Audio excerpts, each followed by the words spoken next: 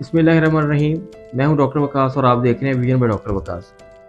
پاکستانی قوم ہمارا بحیثیت قوم جو سب سے بڑا مسئلہ ہے، ظاہر ہے ہر بندے کی اپنی اپنی ایک تھنکنگ ہے، اور کسی کو ہو سکتا ہے لگتا ہو کہ جی یہ مسئلہ پاکستان کا سب سے بڑا ہے، کسی کو لگتا ہو یہ مسئلہ سب سے بڑا ہے۔ اب جب انٹرنیشنل ٹریول کرتے ہیں کوئی بھی، تو آپ کو وہاں کا اور اپنا جو ایک فرق یوں کر کے پتہ لگتا ہے وہ ہے ایجوکیشن۔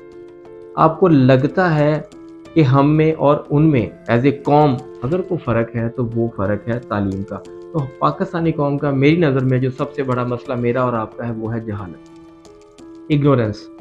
اب یہ ضروری نہیں ہے کہ وہ جہالت جو ہے وہ آپ کسی ایسے بندے سے مطلب ہو کہ جو پڑھا لکھا نہیں ہے، نہیں، میں بھی کوئی بھی پڑھا لکھا بندہ بھی جاہل ہو سکتا ہے کہ جب وہ اس چیز کو، مثال کے طور پر میں میڈیکل پروفیشن ہوں اور میں لاء کے کسی بندے سے بحث کرنی شروع کر دوں، تو جی میں بھی ان کے فیلڈ کے حساب سے جہل ہی کنسیڈر ہوں گا کہ اگر میں ان کی بات کو بھی نہیں مانا۔ کویسچن کرنا کوئی مسئلہ نہیں، لیکن بہرحال اس پہ اڑ جانا اور سمجھنا کہ جو پروفیشنل ہے اس سے زیادہ مجھے آتا ہے تو اس کو جہالت کہتے ہیں۔ اب ہماری قوم میں جہالت جہاں تک پوری طرح سے رچی بسی ہوئی ہے، ان جہالتوں میں ٹاپ آف دا لائن جو جہالت ہے وہ ہے مذہبی جہالت۔ مذہبی جہالت سے مراد میری یہ ہے کہ یونیورسٹیاں تو ہم نے خیر نہیں بنائی، جو بنائی بھی ہیں وہ بھی ٹاپ 20s میں، ٹاپ 100 میں بھی شاید کہیں نہیں آتی، لیکن ہاں ہم نے ہر 2-4 کلومیٹر کے فاصلے پر ایک مزار، ایک لنگر خانہ ضرور بناتے ہیں۔ آپ کسی بھی جگہ پہ چل جائیں تو آپ کو ایک پیر خانہ نظر آئے گا اور ایک آپ کو دربار نظر آئے گا جس پہ ہری جھنڈیاں ہوگی، ساتھ ایک اتنا بڑا باکس ہوگا، اور وہاں پہ چندہ ڈالنا شروع کر دیں گے، تو یہ بھی مذہبی جہالت ہے۔ مذہبی جہالت اس لیے میں اس کو کہوں گا کہ دیکھیے، ہم نے مذہب کو، خود قرآن کو، ہم مسلمان گھرانے میں پیدا ہوئے ہیں، لیکن ہم نے ایک دفعہ قرآن کو اور احادیث کو پڑھ کے بھی تو اسلام دوبارہ سے اپنے اندر بھی لانا ہے، قبول بھی کرنا ہے۔ ہم نے اسلام اور ہم نے اپنا جو دین سیکھا ہے وہ سیکھا ہے ہمارے جتنے بھی ہمارے مذہبی اسکالرس ہیں۔ میں ان اسکالرس کی بات بالکل نہیں کر رہا، جو پڑھے لکھے ہیں، جو ٹرو ہیں اور جو بالکل دین سکھاتے ہیں۔ میں ان لوگوں کی بات کرتا ہوں کہ جس طرح ہمارے شعبے میں عطائی لوگ شامل ہوتے ہیں، تو ظاہر ہے اس شعبے میں بھی بے شمار عطائی لوگ شامل ہیں، اور ایسے لوگ شامل ہیں، اور یہ مزے کی بات ہے، یہ ایسا چورن، ایسی پھکی ہے، ایسی، یہ ایک آپ سمجھیں کہ یہ ایک ایسا، ایک آپ کا کیمیکل ہے، ایک ایسا گڈز ہے، ایک ایسا، آپ اس کو کچھ بھی اس کو کہہ سکتے ہیں، کسی سے بھی آپ اس کو تشبیہ دے سکتے ہیں کہ یہ وہی بکنا ہی بکنا ہے، یہ وہ سامان ہے، these are those goods, these are those chemicals, these are those parameters that are guaranteed to be sold۔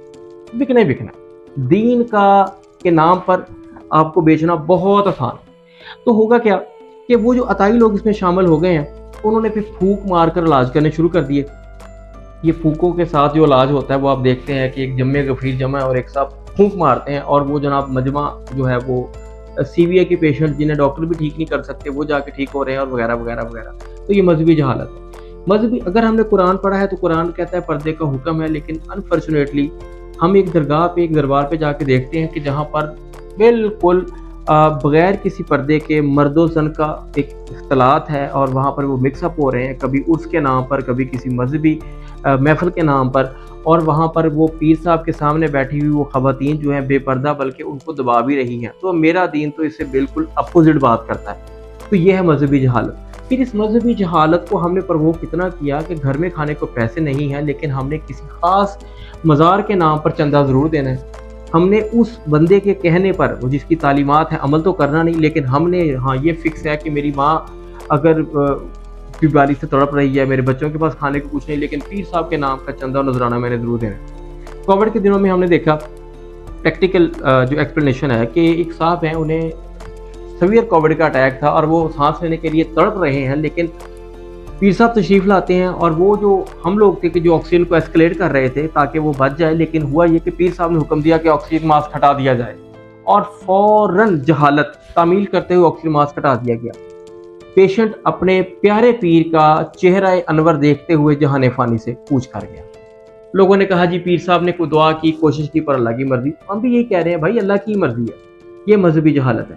پھر یہ ان جہالتوں سے نکلتے ہوئے اگلا کام، جو اگلی جہالت ہمیں نارملی فیل ہوتی ہے، وہ یہ ہے پسند کی شادی۔ اب پسند کی شادی اگین جہالت، مطلب پسند کی شادی میں والدین کی امپورٹنس کو نگلیکٹ کرتے ہوئے بچوں نے یہ شور مچا دیا اور کورٹ میرجز کو سٹارٹ کیا۔ یہ بھی جہالت ہے۔ شروع سے ہی انہیں بتایا گیا ہوتا کہ دین اس بارے میں کیا رہنمائی کرتا ہے تو بالکل ایسے نہ ہوتا۔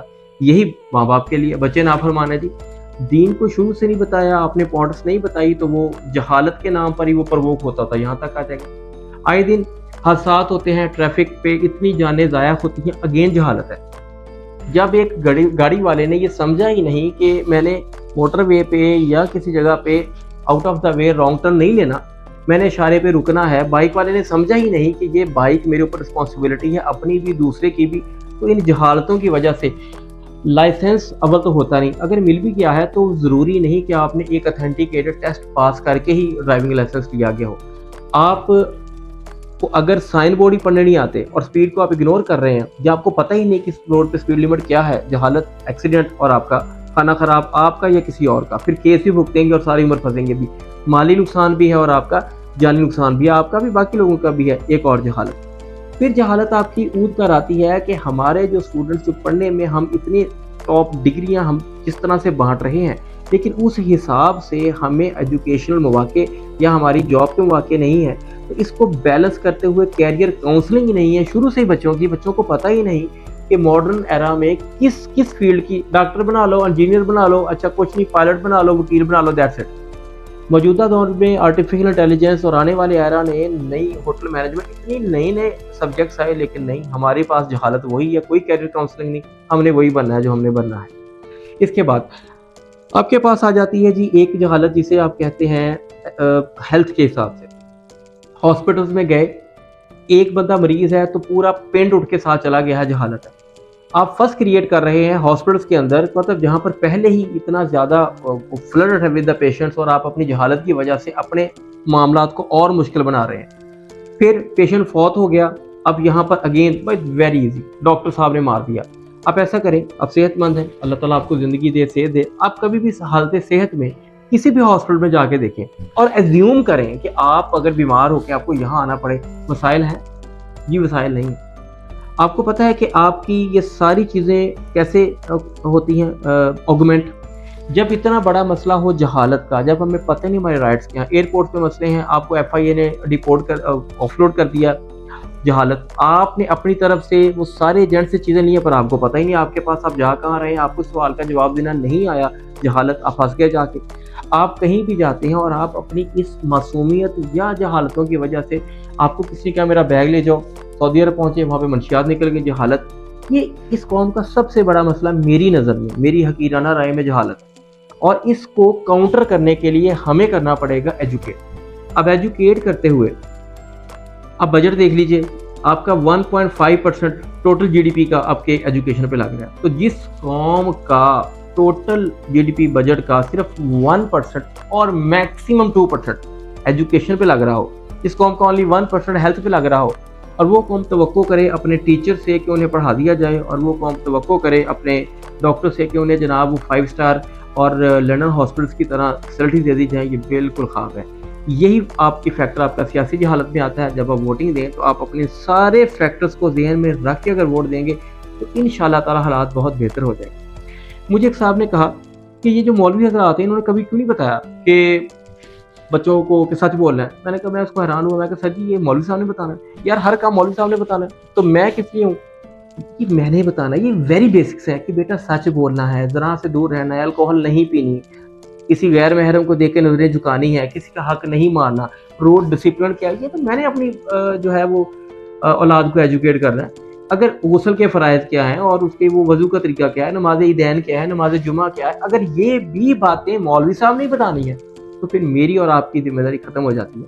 मैं ये कर सकता हूँ अपने तौर पर अपनी औलाद को, या मेरे इन्फ्लुएंस में जो लोग हैं मैं उनको एजुकेट करूं, आप अपने लोगों को एजुकेट करें, और ख़ुद हम एक दूसरे को एजुकेट करें, तो इंशाल्लाह आने वाले वक्त में मेरा मुल्क इंशाल्लाह ताला इस दुनिया के रूल करने वाले मुल्कों में शामिल होगा, और इंशाल्लाह ज़रूर शामिल होगा।